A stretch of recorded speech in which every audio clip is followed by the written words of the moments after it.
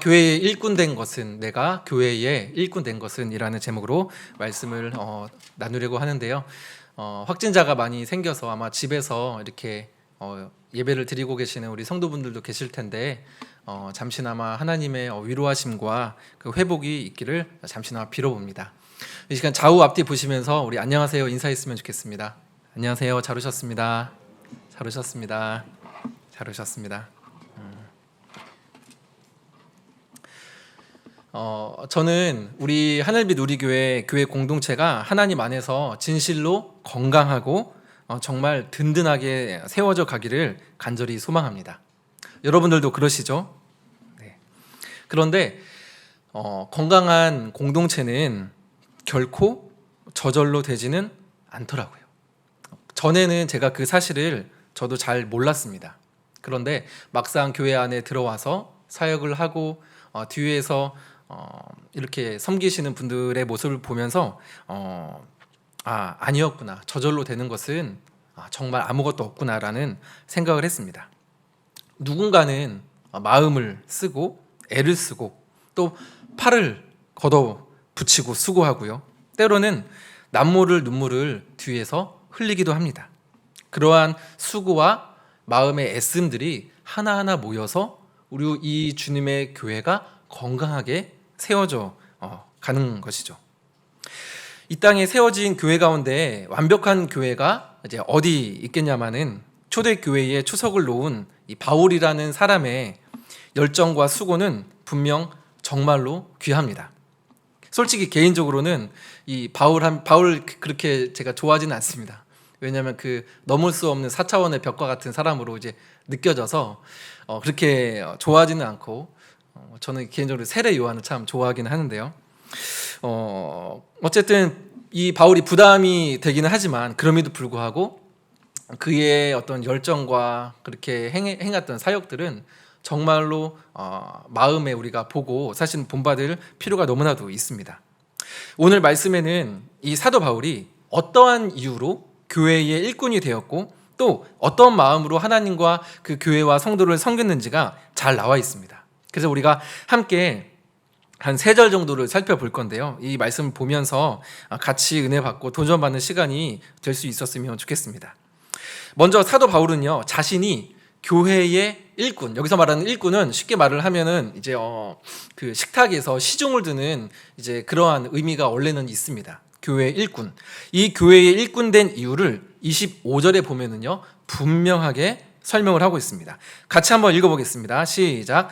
내가 교회의 일꾼 된 것은 하나님이 너희를 위하여 내게 주신 직분을 따라 하나님의 말씀을 이루려 함이니라. 네, 마지막에 나와 있죠. 일꾼 된 것은 직분을 따라 하나님의 말씀을 이루려 함이니라. 내가 그것 때문에 교회의 일꾼이 되었다라고 바울은 분명하게 말을 하고 있습니다. 근데 말씀을 이루려 함이니라, 이 부분을 한번 생각을 해보면 주님께서 이제 바울에게 맡겨주신 그 이방인을 위한 그러한 사역들을 감당한다라는 의미가 있는 것 같기도 하고요. 또는 바울이 하나님을 도와서 함께 그 하나님의 뜻을 이루어 드린다거나 성취하는 것으로 이해가 되기도 합니다. 그런데 이 문구를 조금 더 살펴보면요, 강조점이 조금 다릅니다. NIV 그 다음 페이지 넘겨주시면 NIV 성경을 보면요, The word of God in its fullness라고 나와 있습니다. 여기서 말하는 이 fullness라는 단어가 충분하게, 그죠? 넘치도록, 충분하게, 부족함 없이라는 뜻입니다. 그러니까 하나님의 말씀을 충분하게 드러내기 위해서, 전하기 위해서라는 이러한 이제 뉘앙스인 거죠. 공동 번역에도 보면 말씀을 남김없이 전하기 위해서, 새 번역에도 말씀을 남김없이 전파하게 하시려고, 말씀을 이루려 함이라고 있는 이제 개역 개정과는 뉘앙스가 이제 조금 다르죠. 즉 사도 바울은요, 하나님의 말씀을 충분히 드러내고 전하기 위해서 하나님의 교회의 일꾼이 되었습니다. 나는 그러기 위해서 하나님의 일꾼이 되었습니다 라고 그렇게 말을 하고 있는 겁니다. 바울은 이 하나님의 말씀을 충분히 드러내고 전하기 위해서 정말로 짙은 고난들을 감내했습니다. 저도 이제 바울이 고난을 당했던 사람이라는 것을 알고 있지만 다시 한번 살펴봤는데 정말로 짙은 고난을 당했습니다. 고린도후서 11장에 보면 그 고난당한 내용들을 굉장히 세세하게 기록을 이제 해놓았는데, 동족인 유대인들에게 40에서 하나 뺀 매를 몇 번 맞았죠? 아시는 분 계시나요? 5번 맞습니다. 40에서 하나 빼면 39 곱하기 5 하면 이제 나오죠. 맞고, 3번 태장으로 맞고, 태장은 그 당시 로마 시대 때는, 그 당시에는 이제 나비 달린 매를 보통 뜻을 했다고 합니다. 그러니까 이 나비 달린 매가 어떤 매인지는 모르지만 그게 채찍일 수도 있고 뭐 강목일 수도 있고 이제 그렇겠지만, 어쨌든 그걸로 3번 태장을 맞고, 또 돌에 맞고, 강도의 위험, 시내와 광야의 위험, 자지 못하고 줄이고 목마르고 헐벗었다, 세세하게 기록을 하고 있습니다. 이런 짙은 고난을 당하면서도 그가 주의 말씀을 충분히 드러내고 전하는 이유가 무엇이겠습니까? 간단합니다. 그러니까 조금 제가 이 말씀을 좀 이렇게 보고 하면서 저는 이제 어렵지 않게, 정말 간단합니다. 제가 말씀드릴 것도 간단한데, 그 이유가 무엇이냐면 하나님의 말씀이 사람을 살리기 때문에 그렇습니다. 여러분, 이 사실을 여러분 믿으십니까? 하나님의 말씀이 나를 살리고, 내 영혼을 살리고, 내 배우자를 살리고, 내 자녀를 살리고, 더 나아가 공동체를 살리고, 사회를 살리고, 민족을 살리는 줄 믿습니다. 하나님의 말씀이 우리의 영혼을 여러분 살린다는 것입니다. 그 피로 사회라는 책에도 보면 이런 문구가 있습니다. 남이 아닌 나 스스로 못 살게 구는 병을 앓고 있다. 타인, 우리는 이제 자라오면서 여러 가지 많은 말들과 여러 가지 그런 것들 이야기를 듣지 않습니까? 그러면서 쉬고 있지만, 집에서 분명 나는 오늘 휴가를 내고 쉬고 있지만 내 마음과 생각은 쉬지를 못하는 거죠. 나도 내 자신도 모르게 내 자신을 계속 채찍질하고 있는 겁니다. 이게 오늘날 우리 대한민국, 물론 이제 다른 나라도 마찬가지이긴 하겠지만, 다른 나라에 비하면 우리나라가 결코 그런 부분에서 뒤처져 있지 않죠. 방법이 없을까요? 아쉽게도 우리에게는 없습니다. 그러나 하나님께는 있습니다. 혼돈에서 질서를, 암흑에서 빛을, 죽음을 생명으로 바꾸시는 하나님의 말씀이 있습니다. 그리고 그 말씀을 하나님은 저와 여러분에게 주셨습니다. 그의 말씀 앞에 서는 순간 모든 것은 제자리를 잡습니다. 말씀 앞에 가만히 앉아서 시간을 보내며 그 발치에 머무를 때, 말씀의 내 영혼이 잠기어지면서 부정적이고 굳어지고 때로는 혼란스러운 마음들이 하나씩 질서를 잡습니다. 그 군대 귀신 들린 사람이 예수님을 만나고 나서 어떠한 포지션을 취했는지 아십니까? 예수님의 발치 앞에 가만히 앉아 머물러 있었습니다. 그 말씀 앞에 우리가 가만히 우리의 마음과 시간을 내어드려서 그 말씀에 내 심령이 잠식당할 때, 그러한 내 안에 있는 흐트러져 있는 것들이 하나씩 질서를 잡아 나간다는 것입니다. 바울이 교회의 일꾼이 된 이유, 사람을 살리는 말씀을 충분하게 드러내기 위함이었습니다.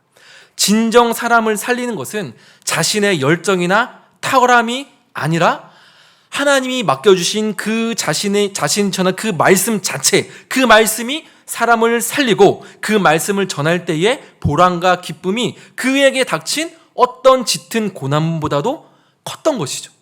펜을 들어서 골로새 성도를 향해 편지를 쓰는 가운데에도 바울이 처하고 있었던 환경은 로마의 가택연금 상황이었습니다. 억압받고 있는 상황이었던 거죠. 그런 신분이었지만, 그래서 골로새 성도들을 볼 수도 없었습니다. 사실은 이 사도 바울은 골로새 교회에 한 번도 간 적이 없었습니다. 본 적도 없었습니다. 그럼에도 불구하고 볼 수 없고 내가 갈 수는 없지만 하나님의 말씀을 전할 수가 있었죠. 그래서 펜을 들어서 서신을 쓰고 보냈던 것입니다. 그래서 낙심하지 않았죠. 말씀은 어디든지 갈 수 있기 때문에 서신으로. 비록 나는 옥에 갇혀 있지만 가택연금 상황이지만 그래서 그 옥에서도 낙심하지 않고 소생케 하는, 사람을 살리는 그 주의 말씀을 지속적으로 전할 수가 있었던 것이죠. 추측컨대 대다수의 말씀을 맡은 우리 사역자분들은 설교를 준비하면서 적지 않은 부담과 고통을 겪습니다. 예전에 제가 스쳐 지나가면서 봤던 어떤 글의 제목이 있었는데요. 그게 뭐냐면 설교 준비의 고통과 설교 후의 좌절감 극복하기. 제가 이걸 예전에 이 제목을 봤는데 어느 정도 공감이 되면서도 정말 그렇게 해야 되나? 그 인상적이어서 아직도 이제 기억을 합니다. 그리고 제가 이제 역대급으로 꿈을 이제 악몽이라고 할 수 있는 꿈을 꾼 게 이제 두 가지가 종류가 있는데요. 첫 번째는 군대에 다시 입대한 꿈입니다. 가서 이제 자고 있으면 일어나 그러면 뭐 오대기다 그러면 막 군장을 싸고 막 이러다 내가 왜지 나 졸업이 아니죠. 나 제대했는데 그러다가 이제 이게 벌떡 이제 일어나면 여기 집이지. 나 지금 제대한 지가 오래됐지. 근데 이 꿈을 꾼 지는 이제 몇 년이 됐습니다. 근데 이런 꿈을 한 서너 번은 또 꿨습니다. 근데 진짜로 그 영화에나 나올 법한 이렇게 약간의 땀이 조금 있고 막 상기된 표정으로 이렇게 일어났더랬습니다. 또 한 가지 악몽이 뭐냐면 제가 이제 설교를 하려고 강단에 딱 올라갔습니다. 그런데 설교 준비가 하나도 안 돼 있는 겁니다. 그러면 이제 막 어떻게 하지? 이 꿈을 한 두어 번 정도 꾼 적이 있습니다. 또 이제 제가 SNS 페이스북을 가끔 하는데요. 거기도 아무래도 이제 목사님들이나 전도사님들 사역하는 분들과 많이 이렇게 링크가 되어 있습니다. 근데 거기도 보면 정말 종종 올라오는 글이 뭐냐면 내가 수십 년을 말씀을 맡아서 전했지만 갈수록 어렵다라는 그 선배 목사님들의 고백입니다. 그만큼 말씀을 맡아서 준비를 하고 전하는 그 부담이 크다는 것이죠. 저도 예외는 이제 아닙니다. 말씀을 들었던 것처럼. 그래서 말씀 준비를 시작하기 전과 준비를 하면서도 기도를 할 수밖에 없습니다. 이거는 뭐 선택상이 아니라 할 수밖에 없습니다. 그런데 제가 기도하는 내용은 거의 매번 동일합니다. 거의 똑같습니다. 뭐냐면 맨 처음에 하나님 저를 제발 불쌍히 여겨주세요. 불쌍히 여겨달라는 고백을 하고 그 다음에는 하나님 주님의 사랑하는 성도들이 이 말씀을 듣고 힘을 얻고 회복되어야 하는데 주님 이 말씀 전할 수 있도록 저에게 지혜를 주시고 힘을 주시고 은혜를 베풀어 주시옵소서. 거의 매번 기도하지만 기도하는 내용도 매번 이렇게 똑같습니다. 이렇게 기도할 수밖에 없고 이렇게 기도할 때 주시는 은혜와 힘을 얻게 되는 이유도 똑같습니다. 한 영혼의 심령이 다시금 힘을 얻고 살아남에 대한 제 안에 주신 기쁨의 소망이 말씀을 준비하는데 저에게 찾아온 모든 압박과 부담을 뛰어넘기 때문에 제가 이 자리에 오늘도 서 있을 수 있는 겁니다. 만약에 다시 그 말씀을 통하여 여러분들의 저의 심령이 사람에 대한 그 기쁨과 소망이 없다면 저는 아마 이 자리에 서 있지 못할 겁니다. 도망갈 겁니다.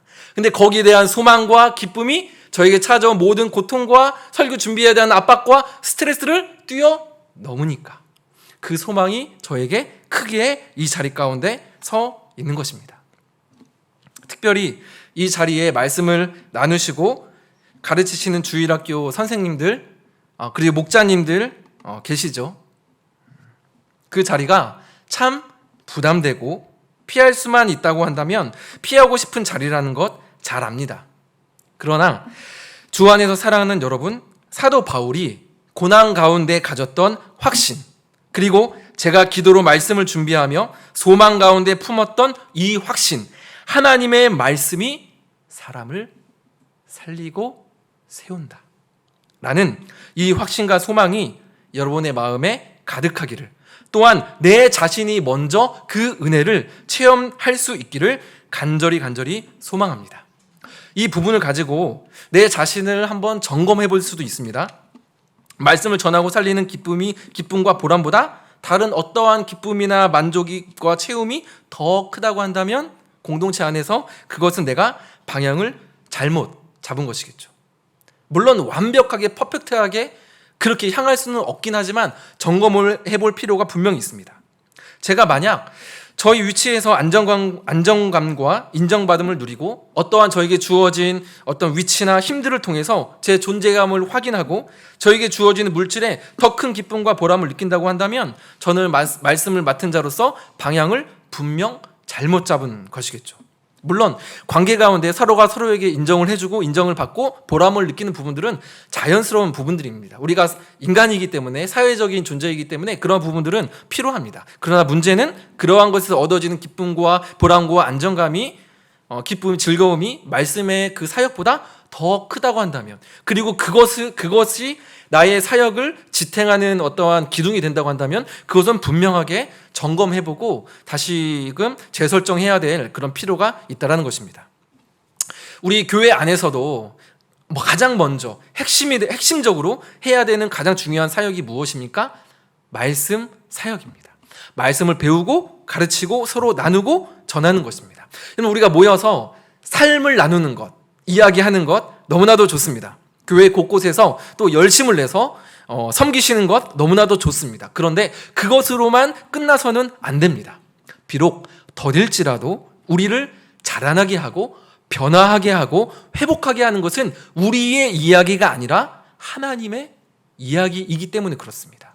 주의 말씀만이 우리를 변화시키고 회복시킬 수 있는 유일한 길이고 통로이기 때문에 우리가 그것을 빼놓고 다른 것을 가지고 하기에는 우리 공동체에는 그것이 맞지 않다는 것이죠. 말씀이 우리가 나눈 가운데 반드시 있어야 한다는 것이죠. 말씀을 조금 더 전문적으로 맡은 저와 같은 사역자가 가장 바쁘고 가장 중요한 시간이 어떤 시간이겠습니까? 대충 추측이 되시죠? 책상에 앉아서 말씀을 펴고 관련된 책들을 살펴보며 끙끙대는 시간이 사역자인 저에게는 가장 바쁘고 가장 소중하고 가장 확보되어야 하는 시간입니다. 저희는 이제 감사하게도 이제 배려를 해주셔서 설교가 있는 이제 하루를 사실은 이제 설교 준비하는데 우리 이렇게 집중을 할 수 있어서 그게 참 얼마나 감사하고 또 다행인지 모르겠습니다. 그리고 이어지는 26절을 한번 볼까요? 26절을 눈으로 보시면 이 비밀은 이라는 말로 시작을 하는데요. 제가 한번 26절을 읽어보겠습니다.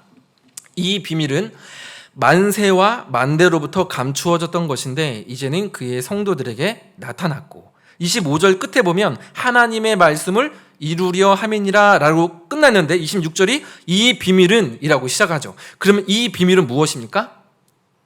하나님의 말씀입니다. 비밀이라는 단어가 이 말씀을 이제 받는 것이죠. 그런데 이 비밀이 만세와 만대로부터 감추어졌었는데 이제는 그의 성도들에게 나타났고 라고 이렇게 말을 한 거죠. 그럼 말씀이 비밀이다. 이 말은 도대체 무슨 말일까요? 성경에 제가 이따가도 말씀드리겠지만 뭔가 엄청난 비밀이 있지 않습니다. 결코 그렇지 않습니다. 그럼 이 성경을 우리가 이렇게 텍스트로 글자로 우리에게 주신 이유도 없겠지요. 성경에 뭔가 대단한 특별한 그런 비밀, 그런 것은 여러분 없습니다. 다 하나님께 오픈해서 우리에게 주신 건데 27절을 읽어보면 말씀의 비밀이라는 것이 무엇인가 나와 있습니다. 27절을 우리 같이 한 목소리로 읽어보겠습니다. 시작. 하나님이 그들로 하여금 이 비밀의 영광이 이방인 가운데 얼마나 풍성한지를 알게 하려 하심이라. 이 비밀은 너희 안에 계신 그리스도시니 곧 영광의 소망이니라. 정답이 나왔죠. 그죠? 이 비밀은 무엇입니까? 너희 안에 계신 예수 그리스도님. 예수님이 비밀이라는 겁니다. 네. 그러니까 하나님의 어떤 구원 계획이 있지 않습니까? 그 구원 계획의 핵심, 중심이 누굽니까? 예수님이죠. 그런데 하나님의 구원 계획이 구약 시대 때, 그죠? 예수님 태어나시기 전에 그것이 실체로 땅 하고 드러났나요? 드러나지 않았죠. 그죠? 감추어져 있습니다. 비록 어떤 사건이나 상징이나 선지자들을 통해서 예견은 되었죠. 하지만 감추어졌습니다. 그런데 예수님이 태어나심으로 이 비밀은 이제 어떻게 됐습니까?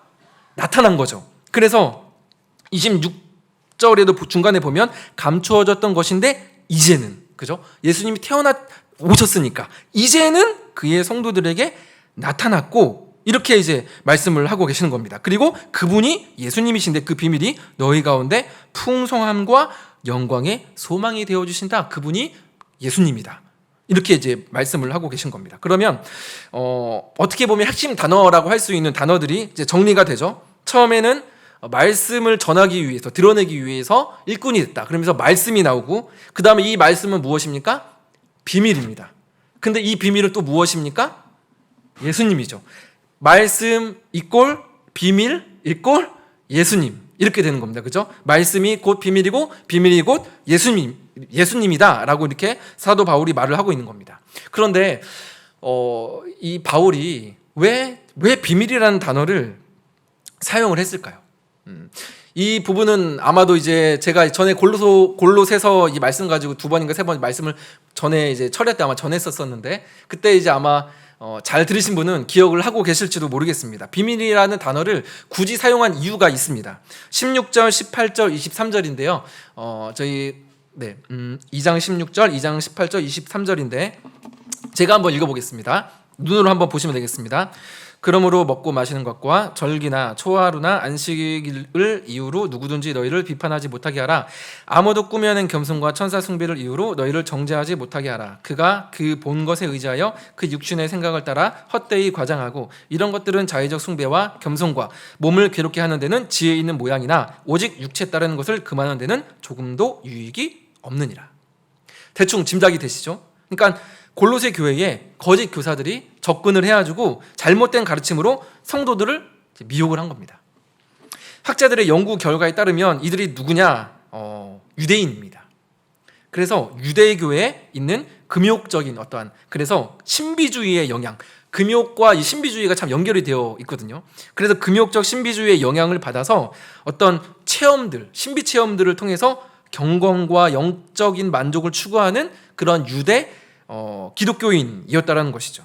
천사들이 예를 들어서 예배하는 광경을 목격을 한다든지, 그러한 천사를 중보자로 여겨서 숭배를 한다든지, 그래서 천사 숭배라는 그 단어가 2장 18절에도 나와 있지 않습니까? 그렇게 숭배한다든지 하는 그러한 내용들인 거죠. 그러니까 제가 잠깐 이제 구성을 해보면 이런 상황인 겁니다. 너희들 혹시 하나님의 영광 가운데 예배하는 천사들 봤어? 저 못 봤는데요. 아직도 못 봤어? 아직 멀었네. 딱 한 다음에 이거 원래 비밀인데 내가 방법을 알려줄게. 자기 금식 해봤어? 금식이요? 안 해봤는데요. 그것도 안 해봤어? 그럼 이참에 한번 해봐. 이렇게 비판하고, 그죠? 먼저 정죄하면 사람 마음이 어때요? 내가 뭔가 부족하구나. 그죠? 큰 마음이 흔들리게 됩니다. 금식 한번 해봐. 그것도 안 돼? 금식 한번 이참에 해봐. 네, 알겠습니다. 이렇게 이제 되는 거겠죠. 그것을 노려서 이제 미혹을 했던 겁니다. 바울이 이 소식을 듣고 가만히 있을 리가 없었죠. 신비체험? 비밀스러운 방법이라고요? 우리에게는 진짜 비밀이 있습니다. 아니, 과거에는 진짜 비밀이었습니다. 모든 세대와 사람들에게 감추어진 비밀이 있었습니다. 그런데 이제는 그 비밀이 밝히 드러났습니다. 이미 여러분 안에 영광의 소망으로 계시는 예수 그리스도십니다. 그분 안에 지혜와 지식의 모든 보화가 감추어져 있습니다. 이게 2장 3절 말씀이거든요. 그러하기에 우리는 그분 한 분만으로 충분합니다. 다른 비밀, 다른 방법은 더 이상 우리에게 없으며 필요하지도 않습니다. 그러하기에 주 안에서 사랑하는 골로새 성도들이여, 견실하여 흔들리지 마십시오. 이것이 골로새서의 메시지입니다. 주 안에서 사랑하는 여러분, 유튜브 영상 같은 것들 이렇게 검색하고 보시다 보면 이런 제목들이 많이 있죠. 요한계시록, 감추어진 3가지 특급 비밀. 이거는 실제로 있는 제목입니다. 신천지입니다. 또 이런 제목도 있습니다. 계시록에 숨겨진 하나님의 참된 교회. 참된 교회. 그럼 내가 섬기고 있는 교회는 참된 교회가 아닌가? 혹하죠. 그 비밀스러운 무엇인가 영상을 클릭하게 되죠. 그래서 맨 이제 마지막에는 일로 연락 주세요. 누구누구 목사, 누구누구 전도사. 그렇게 미혹을 지금도 하고 있고, 그런 영상의 조회수가 수백, 수천 되죠. 때문에 그러한 호기심을 자극하는 뭔가 비밀이라는 단어가 들어간 그러한 영상들이나, 혹 자신들만이 비밀스러운 무언가를 알고 있다라고 말을 하면서 너무나도 자신 있게 말을 하는 사람들의 말에 단언컨대 귀 기울이실 필요 없습니다. 하나도 그것을 모르셔도 됩니다. 궁금하시면 들어보셔도 됩니다. 네. 그것에 전혀 우리의 마음이 흔들릴 필요가 전혀 없다라는 것이죠. 하나님의 말씀이 여러분 우리에게 감추어졌습니까? 아닙니다.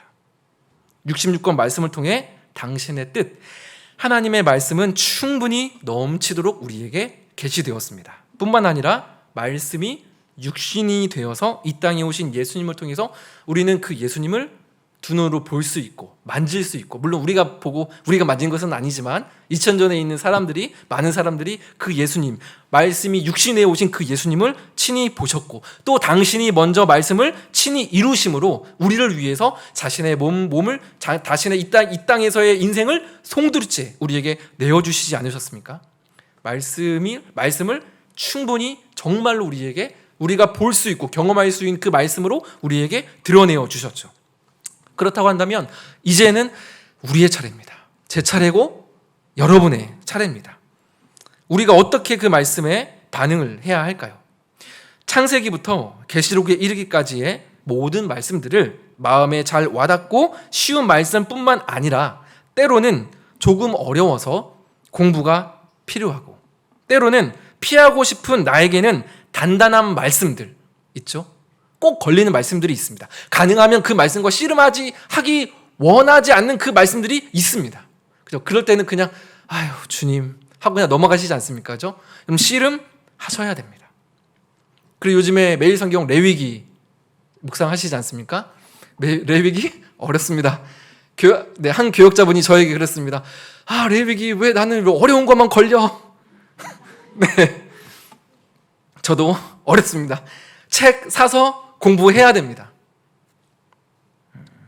그러한 부분들이, 그런 작은 애씀들이 저뿐만이 아니라 성도 여러분에게도 사실은 필요하다는 것입니다. 저나 할 것 없이 성도 여러분도 말씀의 사람이 여러분 되셔야 합니다. 그런데 너무 부담 가지실 건 없습니다. 그렇다고 해서 너무 거창하게 하거나 조급하게 생각하실 것 없습니다. 하나씩 튼튼한 벽돌을 쌓는다고 생각을 하시면 됩니다.